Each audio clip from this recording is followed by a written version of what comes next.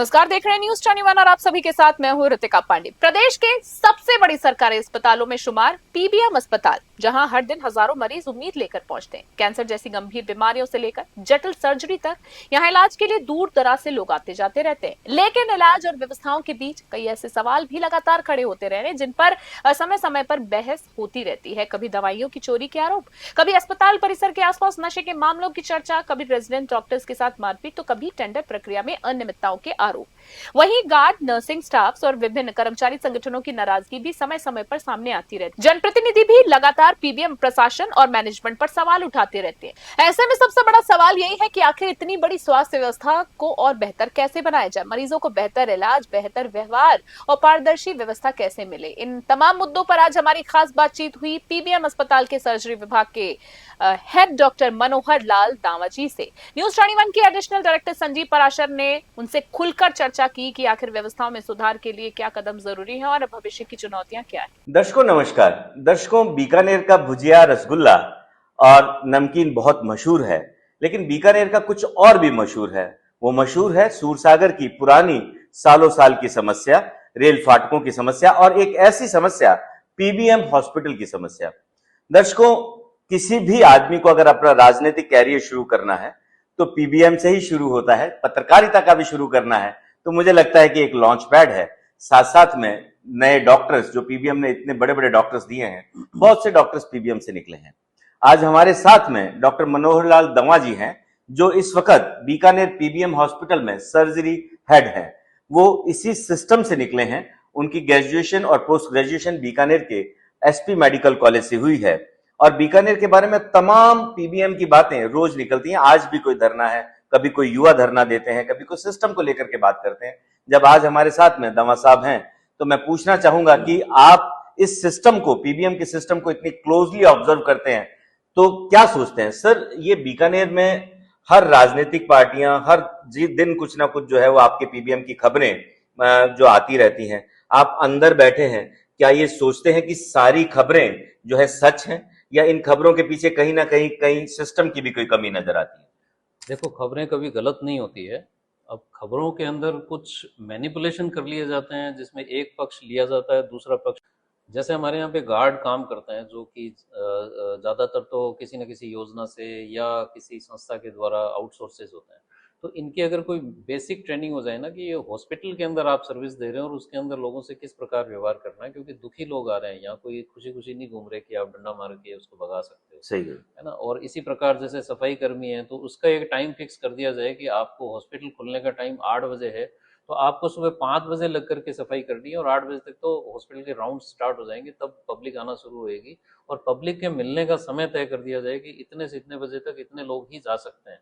ये एक सिस्टम अगर हम बिठा दें तो शायद आधी से ज़्यादा समस्या सॉल्व हो जाए। और इससे भी बड़ी चीज़ है, जो इस हॉस्पिटल को चलाता है वो इंजीनियरिंग डिपार्टमेंट होता है, जो आज तक शायद किसी ने कोई ढूंढा भी नहीं है और उनकी कोई जिम्मेवारी भी तय नहीं की। आप किस तरफ इशारा करें? जो पानी बिजली की सप्लाई, ईएमडी जिसको बोलते हैं। बेसिक चीजें जिनकी वजह से पब्लिक परेशान होती है वो है पीडब्ल्यूडी और ईएमडी। ओके। ईएमडी जो हमारा सारा वाटर सप्लाई और बिजली का सारा सामान, सब सामान देना, रिपेयरिंग करना, एसी ठीक करना, ये सब चीजें उनकी जिम्मेवारी होती है। जब इनके यहाँ रिक्रूटमेंट होता है या चाहे कॉन्ट्रैक्ट पे दिया जाता है, आउटसोर्स होता है, तो उनकी जो बेसिक चीजें होती हैं कि साहब आप मिनिमम कुछ तय करें कि एक एसी ठीक करने में, अपने घर में भी अगर अपन ठीक करवाएंगे तो 500 से कम में नहीं करता है। तो यहाँ अगर हम उसका कम देंगे तो वो चोरी करेगा और कुछ नहीं करेगा और उसकी कोई जवाबदेही नहीं है। तो ऐसे ठेकेदारों की अगर जवाबदेही तय हो जाए, प्लस जो पीडब्ल्यूडी डिपार्टमेंट है जिसकी ब्रांच बैठती है यहाँ पे, एक पूरी ऑफिस खुलता है, अगर वो अपनी जवाबदेही तय कर लें कि एक्चुअली में उनको करना क्या है यहाँ पे, तो मेरे ख्याल से पीबीएम के हालात तो सुधारे जा सकते हैं। सर, आपका क्या यहाँ अलाउ है? क्योंकि जो है वो बता नहीं लेते। सर, केमिस्ट की शॉप हर डॉक्टर ने अपने घर में खोल रखी है। ऑल्दो जो औषध विभाग है वो उसकी परमिशन देता है। कल ही भजनलाल सरकार ने कहा कि किसी भी घर में, रेजिडेंशियल आवास में दुकानों को और ऑफिस की परमिशन नहीं दी जाएगी। क्या आपको ऐसा नहीं लगता कि औषध विभाग, जिन घरों में आप अपने क्लिनिक्स चला रहे हैं, उन्हीं घरों में आप लोग जो है वो केमिस्ट की शॉप्स को परमिशन मिल रही है? आपको ऐसा नहीं लगता कि पेशेंट को कहीं ना कहीं इस रूप में भी भ्रमित किया जा रहा है? देखो, as per ethics and etiquettes of NMC, आप सिस्टम से काम करें तो आपका एडवर्टाइजमेंट भी नहीं दे सकते आप। और कई डॉक्टर्स जो प्राइवेट डॉक्टर्स हैं और कई हॉस्पिटल्स हैं उनके बड़े बड़े एडवर्टाइजमेंट भी मिलते हैं। तो जब प्राइवेट डॉक्टर्स को आप अलाउ कर रहे हैं, वो अपने वहाँ पे मेडिकल शॉप और लैब और सब कुछ फैसिलिटीज दे सकता है, तो एक प्राइवेट क्लिनिक जो क्लिनिकल एस्टेब्लिशमेंट एक्ट के तहत है, चाहे वो सरकारी डॉक्टर का हो चाहे प्राइवेट का हो, वो जो भी उस दायरे में रह के काम कर रहा है तब तो उसको गलत नहीं कह सकते। और औषध विभाग के पास में अगर अधिकार है तो वो उसका इस्तेमाल करे, उसमें डॉक्टर का कोई रोल नहीं है, क्योंकि डॉक्टर उसको रेंट पे देता है, न कि उसको अपनी दुकान खोल के बैठता है। और एज पर एनएमसी रूल्स अगर डॉक्टर चाहे तो ड्रग डिस्पेंस कर सकता है, इसके लिए उसको किसी फार्मासिस्ट की भी जरूरत नहीं है, अगर आप रूल्स पढ़ें तो। एब्सोल्युटली, मैं इसीलिए जानना चाह तो रहा था ये आपसे। एक मेरे ख्याल से इथिकली अगर देखा जाए तो ये गलत है, अगर नियम अनुसार है। सर, एक क्वेश्चन बहुत बड़ा है कि बीकानेर मेडिकल कॉलेज इतने टाइम से सर्जरी डिपार्टमेंट है, कहीं कहीं खबर मिलती है कि अभी प्रिंसिपल ने कहा कि मैंने हिदायत दे दी है कि ऑर्थोपेडिक और सर्जरी डिपार्टमेंट आपस में कोऑर्डिनेशन करें। सर, ये क्या मतलब किस बात की तरफ इंडिकेट करता है? नहीं, ऑर्थोपेडिक्स डिपार्टमेंट और सर्जरी डिपार्टमेंट में टोटल कोलेबोरेशन है, किसी प्रकार का कोई डिस्प्यूट आज तक तो ऑन रिकॉर्ड तो आया नहीं है कभी।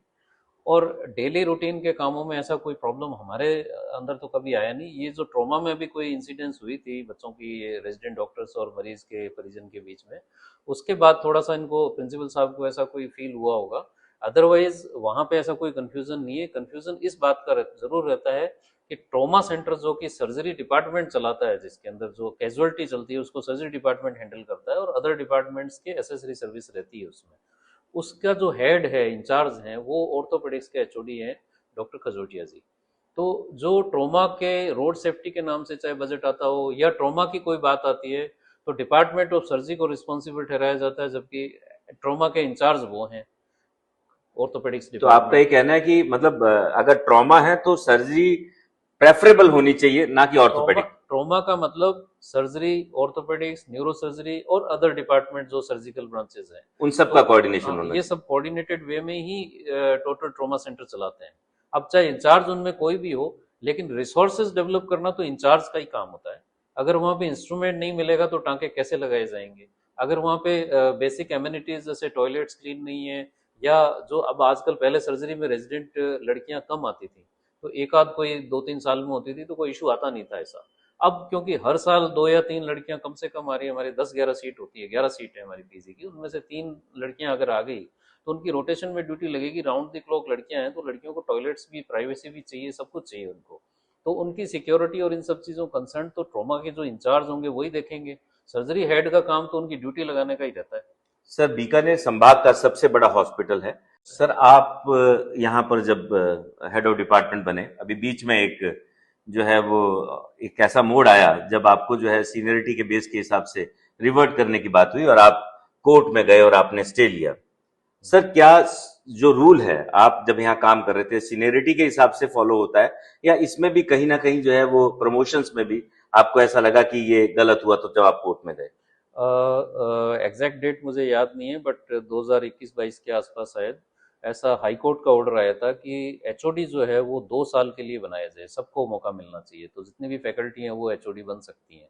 उसके बाद गवर्नमेंट को ये पावर दी गई कि वो ये रूल डिसाइड करे कि किसको एचओडी बनना चाहिए। तो एक बार तो आदेश ये हुआ था कि असिस्टेंट प्रोफेसर तक भी एचओडी बन सकते हैं, जिस डिपार्टमेंट में कोई नहीं होगा तो वो असिस्टेंट प्रोफेसर भी बन सकता है। बाद में रूल आया कि एसोसिएट प्रोफेसर से नीचे का कोई एचओडी नहीं बन सकता। उसके बाद रूल आया कि प्रोफेसर तो होना ही चाहिए। फिर रूल आया कि सीनियर प्रोफेसर हो सकता है, 2025 में ये रूल आया था, 24 में।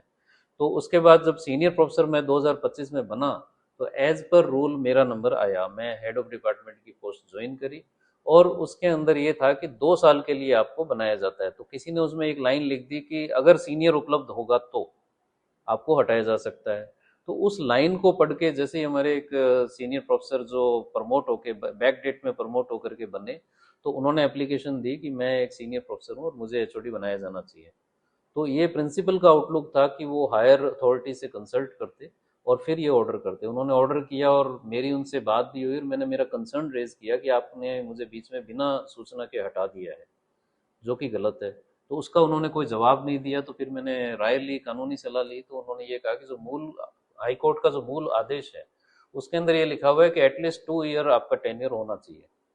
तो उसी आदेश के तहत कोर्ट से मुझे सहायता मिली। अगर इस तरह से देखा जाए तो वीर बहादुर सिंह सर भी जो है वो सीनियर प्रोफेसर और एक्स प्रिंसिपल अजमेर हैं। इस तरह से देखा जाए तो कई डिपार्टमेंट्स में है, जैसे डॉक्टर गुंजन सोनी सर जब प्रिंसिपल बने थे तो पहले वो एचओडी थे और एचओडी का उनका 2 साल का टेन्योर कंप्लीट नहीं हुआ था, तो जब वो प्रिंसिपल हटे तो वापस उनको एचओडी बना देना चाहिए था, नहीं बनाया। इसी प्रकार वीर बहादुर जी अजमेर से प्रिंसिपल हट के बीकानेर ट्रांसफर हुए, उस समय एचओडी सुरेंद्र वर्मा सर थे। तो अगर एचओडी सीनियरिटी से बनना चाहिए था तो उस केस में भी उनको बना देना चाहिए था। और कहीं ना कहीं लोड भी ज्यादा हो जाता है, आप प्रिंसिपल का भी काम कर रहे हैं, साथ में आप एचओडी का भी, जैसे पीबीएम में इन्हीं सब जगह समस्याएं होती है, किसी भी सरकारी तंत्र में समस्याएं भरमार होती है। बात मैनेजमेंट की होती है कि राशनल जो किसी भी चीज का होता है, जैसे मान लो एक लॉजिस्टिक आया तो किसी डिपार्टमेंट में हो सकता है उस चीज की ज्यादा जरूरत है तो उसको ज्यादा देना है, किसी को कम जरूरत है तो उसको कम देना है।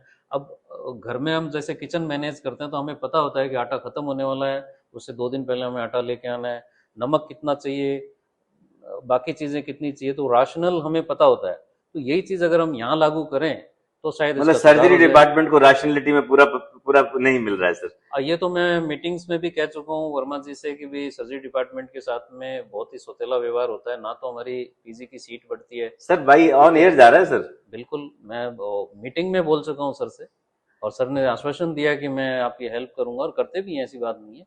अभी मंत्री जी आए थे तब भी मैंने ये मीटिंग में इशू क्रिएट किया था कि भी हमारी सीट भी नहीं बढ़ती, हमारे पास बजट भी नहीं आता, क्योंकि सीटें नहीं बढ़ेगी तो बजट नहीं आएगा। एब्सोल्यूट। अब हमारे पास जैसे लेप्रोस्कोपी हमारे यहाँ बहुतायत से होती है और इसकी कितनी वेटिंग चल रही है इसका अंदाजा नहीं होगा। अब वो लेप्रोस्कोपी का जो सेटअप हम काम में ले रहे हैं, वो सेटअप अगर किसी बाहर के इंसान को दिखा दिया जाए ना तो वो दांतों तले उंगली दबा लेगा, इससे आप काम कैसे करते हो, इतना पुराना है। इतना पुराना हो चुका है। और सरकार से हम कई बार लिख के दे चुके हैं, और एक बार तो सेटअप हमें परचेज करवाया भी गया, दिया भी सर गया। सुना था कि बीच में एक चोरी भी हो गया था। लेकिन वो सेटअप जो लेप्रोस्कोपी का था वो हमें मालूम ही नहीं था कि वो हमारे को इशू हुआ था, लेकिन वो यूरोलॉजी डिपार्टमेंट में चला गया ओह। बिना हमारी सूचना के। हमारे जो उस समय तत्कालीन एचओडी थे डॉक्टर सलीम सर, वो भी सरप्राइज हुए कि ये तो मुझे पता ही नहीं कि ये कब सेटअप आया और वहां चला गया। और वो जो चोरी हुई थी वो इक्विपमेंट अलग चीज है, वो हार्मोनिक स्कैल्पल था उस समय। वो हार्मोनिक स्कैल्पल अब बहुतायत में है, अवेलेबल भी है हमारे डिपार्टमेंट में। वो सर्जरी के अंदर बहुत ही प्रिसाइज सर्जरी करने के लिए यूज। सर पहले एक बात चली थी कि हॉस्पिटल का जो मैनेजमेंट, आजकल हॉस्पिटल मैनेजमेंट एक अलग स्टडी भी होती है। इतने बड़े हॉस्पिटल को मैनेज करने में आईएएस आरएएस, कई बार गवर्नमेंट ने फैसला भी किया कि इन लोगों के हाथ में इस तरह का सिस्टम को दिया जाए, लेकिन डॉक्टर्स ऑलवेज इस चीज का विरोध करते हैं कि उन्हें ये टेक्निकलिटी समझ नहीं आएगी। सर इस पे कुछ कहना चाहेंगे? देखो, ये एक डिस्प्यूटेड मैटर है, मैं इस पे व्यक्तिगत राय दे सकता हूँ, ये जनरल राय नहीं है। व्यक्तिगत राय मेरी भी यही है कि सब डॉक्टर्स की तरह कि अगर कोई आईएएस या आरएएस बैठेगा तो वो उस चीज़ों को समझ नहीं पाएगा टेक्निकली। बहुत ही हर डिपार्टमेंट की अपनी अपनी प्रॉब्लम है। जब एक हमारे प्रिंसिपल, खुद हम में से एक प्रिंसिपल होते हैं, वो भी इन चीज़ों को कई बार डिपार्टमेंट सर आजकल तो डॉक्टर्स भी, आईएएस भी डॉक्टर्स आ रहे हैं सर, कुछ नहीं आ रहे होंगे, लेकिन जो डे टू डे जो प्रैक्टिस का सिस्टम होता है ना, जिसमें मान लो मेडिसिन का भी प्रिंसिपल बन जाता है तो सर्जिकल प्रॉब्लम्स को नहीं समझ पाते। एलबी भी है। और एलएलबी तो मैं नहीं हूँ, मेडिकल लीगल सिस्टम में मैंने डिप्लोमा किया हुआ है, अच्छी यूनिवर्सिटी से किया हुआ है।